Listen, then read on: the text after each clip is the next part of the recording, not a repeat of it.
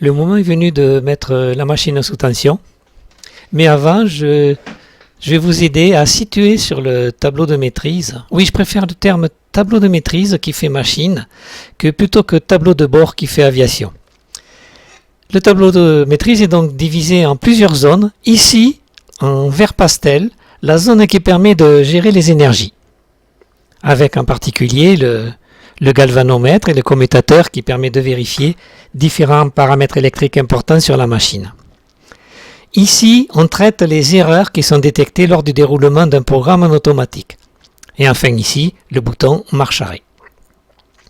Toute la zone qui est jaune ici est dédiée à des diodes électroluminescentes qui indiquent l'état de la machine après le traitement d'une instruction. La zone violette qui se trouve ici, c'est la zone du fonctionnement en mode manuel. Quand on bascule cet inverseur vers le bas, on est en mode manuel. On peut déplacer le plateau à gauche, à droite, obliger les unités d'écriture d'écrire un 1, un séparateur blanc ou un 0, voire d'effectuer une lecture. Enfin, quand on bascule cet interrupteur en mode automatique, eh bien, c'est la zone du tableau qui est là, qui va permettre de faire exécuter un programme.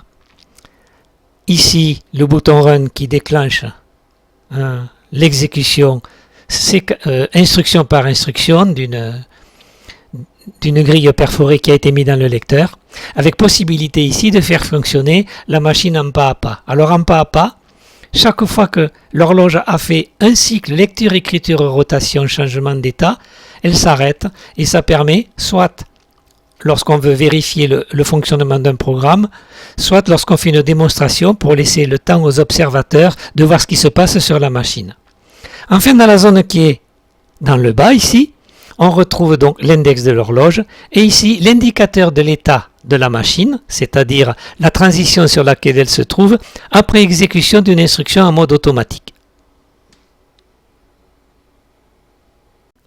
Je vais maintenant mettre la machine sous tension, c'est-à-dire brancher la fiche dans la prise de secteur pour que le bloc basse tension 12 volts soit alimenté.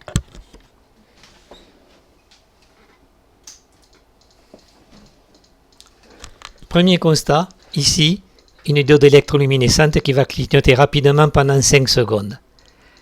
Elle signale que le microcontrôleur qui gère les transitions a effectué son reset. Et puis surtout ici, un gros témoin rouge qui clignote. Vous pouvez certainement entendre un cliquetis qui alerte l'opérateur qu'il doit faire quelque chose d'important. Ça c'était surtout utile quand je travaillais derrière la machine pour la mettre au point. En appuyant sur ce bouton, on replace le disjoncteur en position repos. Alors, il ne faudrait pas y rester 2 heures dans cette configuration parce que l'un des composants aurait une tendance à chauffer un petit peu et ça, j'aime pas trop. C'est la raison pour laquelle j'ai considéré, bien que ce ne soit pas vraiment le cas, que ce bouton était vraiment prioritaire. Sur le tableau de bord, on voit un témoin allumé. Alors, si je prends la fiche utilisation de la machine, fiche numéro 1 sur 10, intitulée mise sous tension, il y a la liste des actions que l'on doit mener pour mettre la machine en configuration de fonctionnement correcte. La première information qu'il y a sur cette fiche, le premier item, impose de mettre l'interrupteur lent sur normal. Alors cet interrupteur, il est donc situé à l'arrière de la machine, on l'a vu dans la vidéo numéro 1, et il est déjà sur la position normale. Tous les autres interrupteurs de la face avant doivent être en position normale. Par exemple, ici, filtrage ne l'est pas. Le mode pas à pas doit être sur normal et le mode vérification de programme doit être également sur normal. Une fois qu'on a configuré ces inverseurs, il faut ouvrir le lecteur de feuilles de programme. Ça a déjà été fait. Il faut libérer l'aimant du carrousel. Alors, libérer l'aimant du carrousel, c'est la petite clé qui empêche le pignon qui entraîne le plateau circulaire d'être forcé par les aimants. Je récupère cette clé qui doit être insérée dans la petite fente qui se trouve ici sur l'avant de la machine. Vous noterez que le témoin qui était allumé ici vient de s'éteindre. Ça, c'est une information pour l'utilisateur. J'avoue que au début où j'étais en train de mettre au point la machine, j'oubliais souvent ce petit détail et du coup, le plateau avait un petit jeu ici de fonctionnement. Ce qui n'est pas le cas lorsqu'on enlève la clé. Là, cette fois, le jeu est complètement annulé.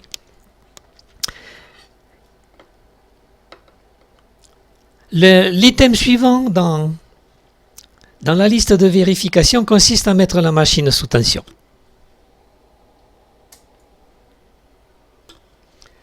Normalement, il y a encore des vérifications à faire. C'est à partir d'ici, en quelque sorte, qu'on pourrait utiliser la machine, mais que dans la checklist, passez-moi ce terme, il y a encore quelques petites vérifications à faire. Par exemple, on doit commuter l'indicateur des paramètres électriques sur unité centrale ici. Commuter sur unité centrale, on vérifie que le microcontrôleur est bien alimenté en 5 volts. Ensuite, on doit commuter sur 12 volts. Alors le 12 volts, c'est la tension régulée en sortie de machine. L'aiguille va quasiment en buter. On doit sélectionner ensuite sur la console le calibre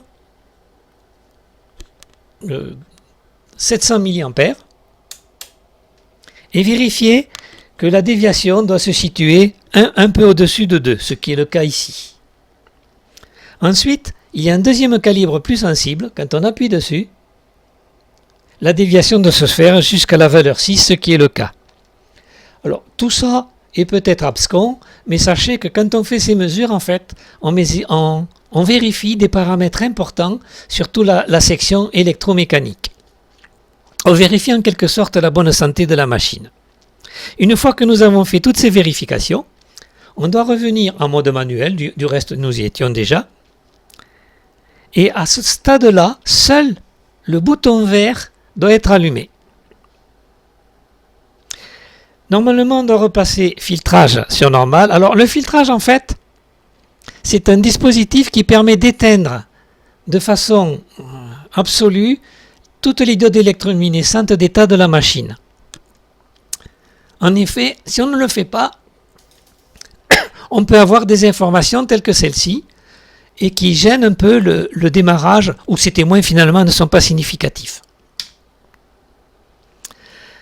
La machine va être bientôt prête. On doit vérifier encore deux petits détails. Que la lunette de l'état actuel de la machine se trouve sur la position numéro 1. Ça, c'est un impératif. Et que l'horloge, l'index de l'horloge, se trouve sur la position arrêt. La machine donc maintenant est prête à fonctionner au désir de l'opérateur. Compte tenu de l'orientation actuelle de la machine par rapport à la caméra, on va commencer par regarder le fonctionnement des deux unités d'écriture. Pour ça, eh bien, je vais imposer à la machine en mode manuel de commencer par écrire un blanc. Dans ce cas, seule l'unité du haut fonctionne. On peut imposer d'écrire un 0. Les deux unités fonctionnent. On remarque que quand on écrit un blanc, il faut plus de temps que quand on écrit un 0. C'est normal puisque quand on écrit un 0, les cames balayent un angle beaucoup plus faible que quand on va écrire un blanc. Ce sera la même chose d'ailleurs pour le 1. Vous allez voir que cette fois-ci, c'est l'unité du bas qui va fonctionner, ce qui nécessite un certain temps. Alors là, je passais ma main devant la caméra pour aller sur le tableau de maîtrise. Je vais utiliser le répétiteur qui évite de masquer la caméra. Ici, on impose l'écriture d'un blanc.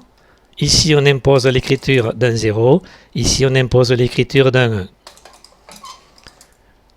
À tout moment, on peut effectuer une lecture pour voir ce que lit la machine. Enfin, on peut déplacer le plateau à gauche ou à droite.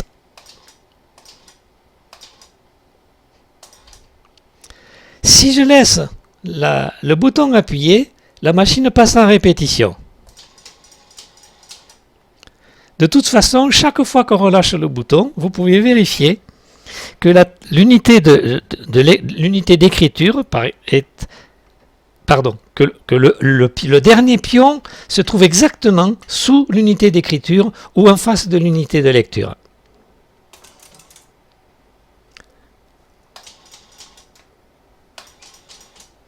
J'ai relâché le bouton un peu tôt.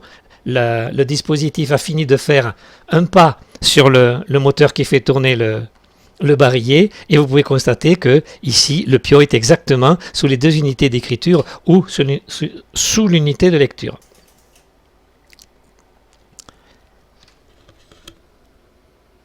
Vue plongeante sur le mécanisme qui anime le bras oscillant du dispositif de lecture.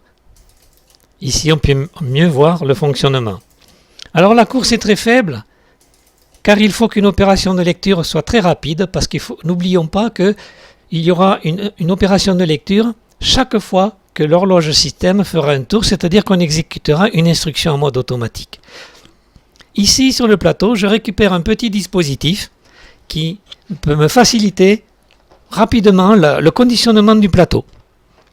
Quand je veux conditionner le plateau de façon rapide, je place les pions à l'état 1 et ensuite, grâce à ce petit dispositif, soit j'inscris des séparateurs, soit j'inscris des états 0. Les états 1, il suffit de pousser par-dessous. C'est très rapide, donc quand on a beaucoup de pions à positionner, c'est une méthode qui peut s'avérer extrêmement agréable.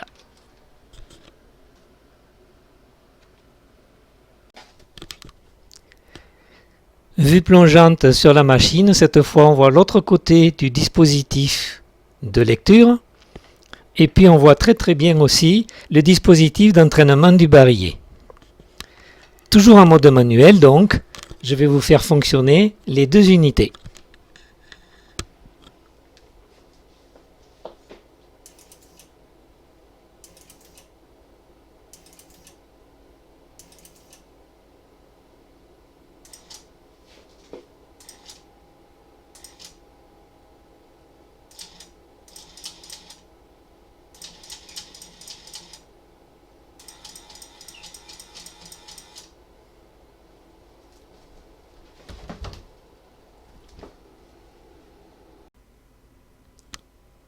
Pour terminer cette vidéo, je vais vous montrer comment à la main je place la petite clé qui libère les efforts sur le plateau oscillant de la motorisation du barillet.